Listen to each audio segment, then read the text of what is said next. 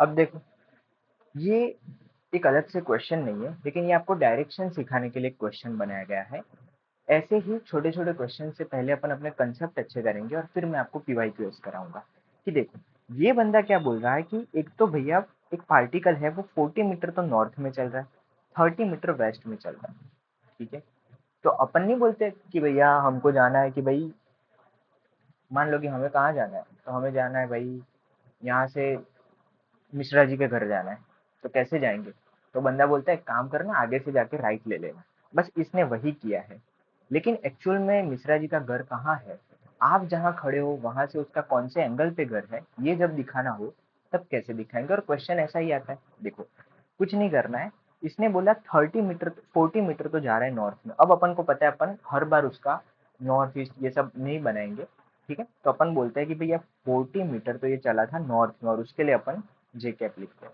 और 30 मीटर चला था कहाँ पे, साउथ में, तो उसके लिए अपन माइनस आई कैप लगाते हैं।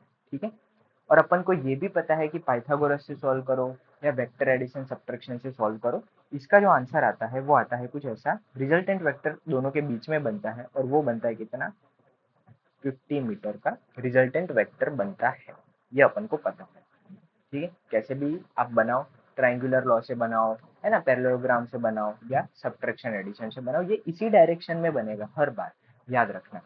अब मुझे एक बात बताओ, हाँ ये देखो अपन ने पहले भी इसका ये बनाया हुआ है, ये जो है ना ये सेम रिजल्टेंट वेक्टर इसका है। ये देखो 50 और 10 क्या हो जाएगा, 40 हो जाएगा। तो इसी डायरेक्शन में हर बार बनेगा। यहाँ पे भी ऐसे ही बनेगा, और अगर आप इधर 30 और इधर 40 लिखोगे तो इसी डायरेक्शन में बनेगा, तो हर बार सेम बनेगा।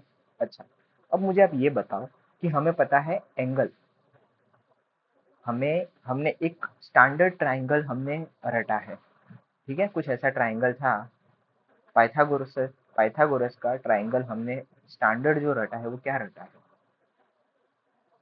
अगर ये 30 मीटर है, अगर ये 40 मीटर है, और अगर ये 50 मीटर है, आपको याद है, तो ये जो एंगल है और ये जो एंगल है, ये कितना होगा हमें पता है। याद रखना, 30 के सामने वाला जो एंगल होता है वो होता है 37 डिग्री। बस एक ही याद रखना, 3 के सामने 37, 30 का 3, 37 का 3, बस इतना याद रखो। बाकी का ऑटोमेटिक कितना हो जाता है, 53 डिग्री हो जाता है, और ये तो हमको पता ही है 90 डिग्री है। तो अब हमें ये पता चल गया कि भैया ये भी सेम है। अगर इस 40 को मैं, ये जो यहाँ पे 40 है, इसको मैं डिस्प्लेस करके यहाँ पे बना दूं ऐसा, तो ये भी 40 ही रहेगा। तो हमें ये पता है कि 30 के सामने वाला 37 है, तो ये कितना हो जाएगा, 53 डिग्री। तो इससे हमें एक चीज तो पता चल जाती है कि ये जो एंगल है वो है 53 डिग्री, और बाकी ये जो बचा वो कितना बचा, 37 डिग्री बचा।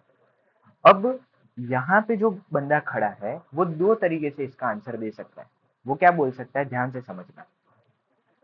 ये डायरेक्शन जो है, ये वाली, ये कौन सी डायरेक्शन है, ये है वेस्ट, और ये है कौन सी, नॉर्थ।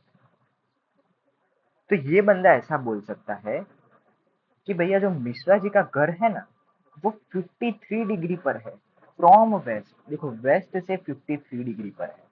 या तो ये ऐसा बोल सकता है।